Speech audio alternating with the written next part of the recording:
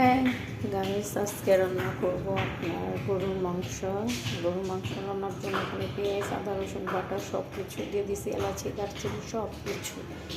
তো বাইরের কান্ট্রি থেকে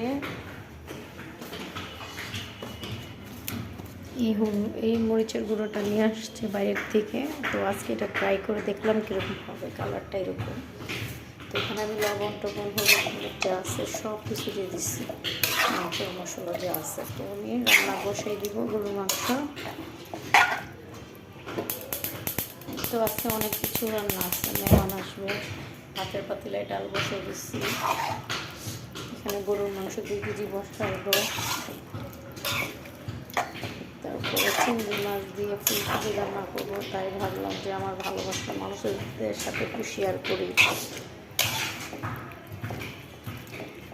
4টা বেজে গেছে বিকালে, রান্না শেষ হবে তখন কী করবো বলতেছি না, মেহমান আসবে।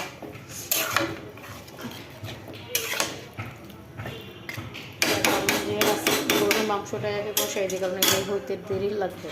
তো এটা আমি এখন বসাই দিলাম, ডাল বসাই দিচ্ছি। আর এখানে যে ডাল বাগারদের জন্য সব কিছু রেডি করছি। এখানে পেঁয়াজ বাটা, আদা রসুন বাটা, চিংড়ি মাছ দিয়ে রান্না করবো, গুঁড়া চিংড়ি দিয়ে, ফুলকপি, আলু, নতুন আলু এগুলো দিয়ে রেডি করে রাখছি। তো মাংসর আলুগুলো সব কিছু ছিলব। আর এখানে বাইরে দাঁড়ানো, এক হাতে দিয়ে কাটাকাটি করা, সম্পূর্ণ এক হাত দিয়ে করা অনেক টাফ। তো গরুর মাংস রান্না হয়েছিল, আজকে আমরা খাওয়া দাওয়া হয়েছে দুপুরে, এখন আবার রান্না করতে হবে। তো এখানে আমি যে গ্রিন টি বানিয়েছিলাম, এলাচি, দারচিনি সম্পূর্ণ সব কিছু দিয়ে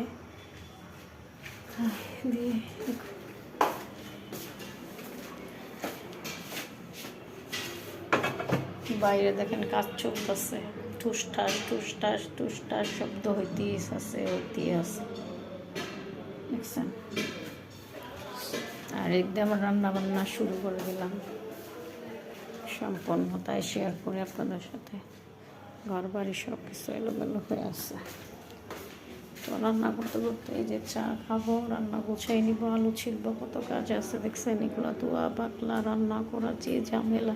তাই ভাবলাম আপনাদের সাথে একটু শেয়ার করে নেই, আমার ভালোবাসার মানুষদের সাথে। তো আমার ভিডিওটা দেখতে থাকেন, ভালো লাগলে লাইক, শেয়ার, কমেন্ট, সাবস্ক্রাইব করে দেবেন। তো দেখতে থাকেন আমি কি করতেছি। তো ডাল পায়ে হলুদ দিয়ে দিচ্ছি, একটু আদা রসুন বাটা দিয়ে দিব, কারণ আদা রসুন বাটা দিয়ে দিলে ডালে খুব ভালো লাগে, তাই দিয়ে দিলাম।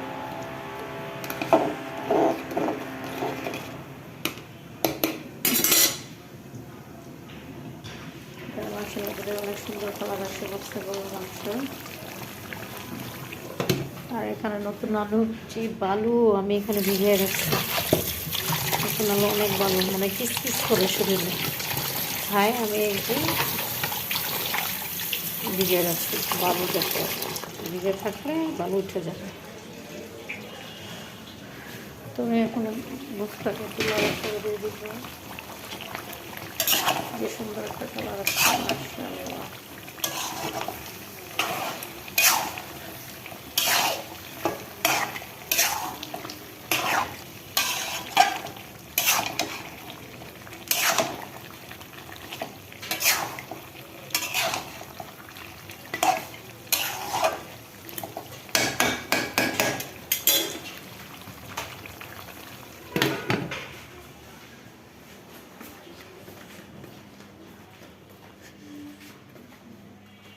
শীতের দিনে আবহাওয়া কেমন জানি একটা, বিকাল হয়ে গেছে, আবহাওয়া এরকম একটা অন্য টাইপের চলে আসছে নাকি ভাইয়া।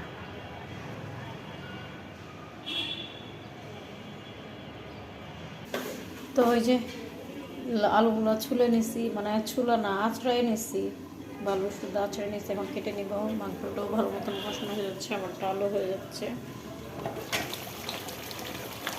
কষাই নিলাম ভালো করে।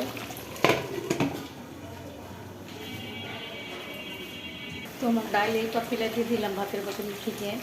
আর এই দেখেন মাশাআল্লাহ এত সুন্দর মাংসটা কষানো হয়েছে, বলার বাইরে দিচ্ছে মাশাআল্লাহ।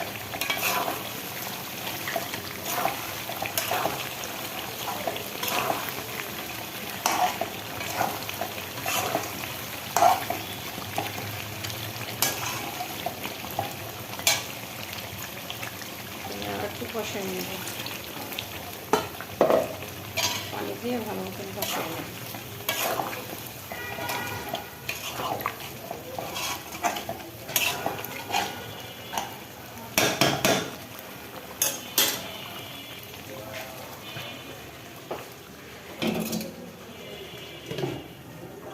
তো এখানে আমার ডাল বাগার দেখে ফুলকপি চিংড়ি মাছের জন্য এখানে আমি সব আবার বাটা তেল বাবা চিংড়ি মাছ দিয়ে দিচ্ছি।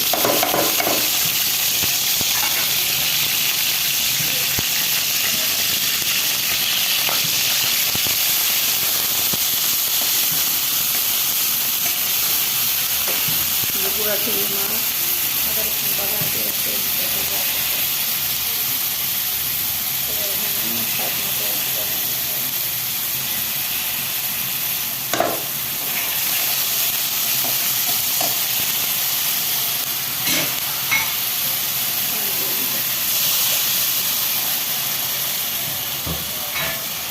বাকি মশলাগুলো সাথে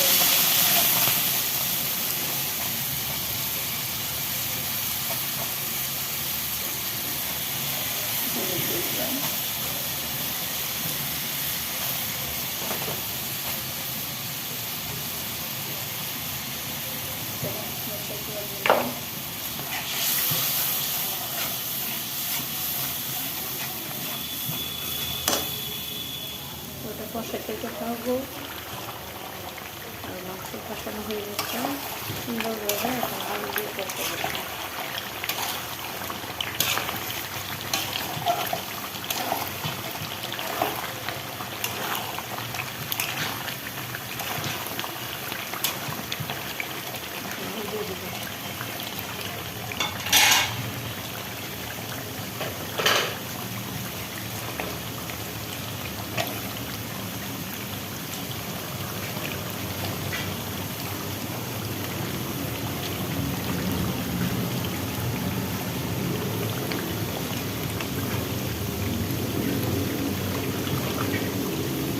গরুর গোস্ত রান্না করবো আর নতুন আলু দিয়ে রান্না করবো না, কাটতে হবে। আমাদের নতুন করে আলু পছন্দ করে তারা কমেন্ট করে বলবেন। আমরা সবাই আলু পছন্দ করে, আলু পছন্দ করে না এমন কোনো মানুষ নেই। মাংস থেকে আলুটাই বেশি খায়।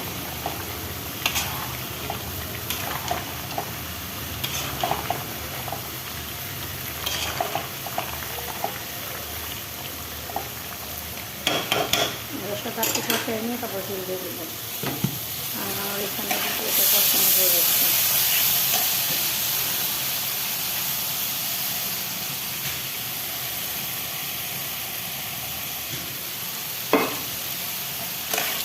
মশলা সুন্দরভাবে কষানো শেষ, আমরা এখানে ফুলকপি আলু দেওয়া সেটা দিয়ে দিতে।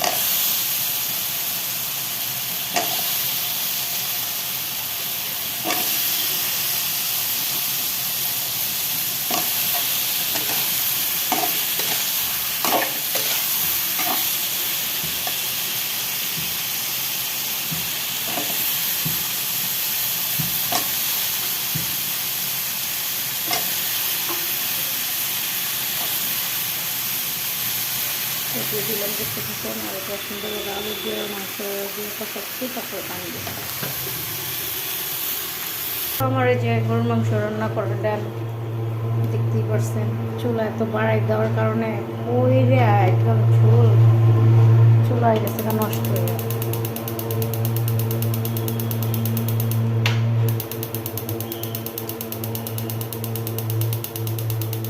একটু টাইম লাগবে, ঝোল করছে যে।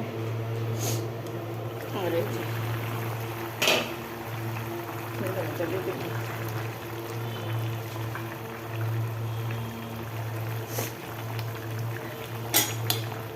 তো আমার এই যে সবজি রান্না করে শেষ, ফুলকপি আলু দিয়ে চিংড়ি মাছ দিয়ে ফুলকপি রান্না করেছিলাম, সেটা ডান দিকে তো ধরতেছে না, তেল পড়ছে যে একটু ঝুল পড়ছে যে এই জন্য ধরতেছে না, পরে ধরবে।